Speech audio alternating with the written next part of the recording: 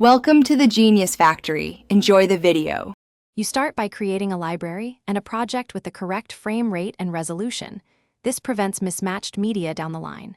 Import your clips now. Dragging works faster than menus, and place them in clear event folders so you can find shots. If your Mac struggles, make proxy media at 1/2 or 1/4 resolution to edit smoothly. Once done, skim clips and mark selects.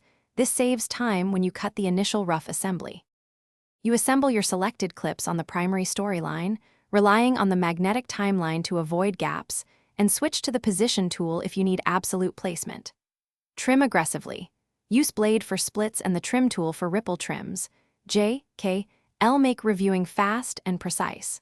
Place B-roll as connected clips above the storyline so it moves with edits, and group complex sections into compound clips to keep the timeline tidy. Make sure to check continuity as you refine. You finish by correcting color and balancing audio. Start with exposure and white balance in the color board or wheel so skin tones look natural. Then normalize tracks, apply noise reduction, and add gentle keyframed fades. This makes dialogue readable without abrupt jumps. When ready, export through Share Master File, pick a codec and resolution that matches delivery needs, and always test export a short segment to confirm settings. If export fails, check disk space and permissions first, then retry. Thanks for watching. If you found this helpful, don't forget to like and subscribe.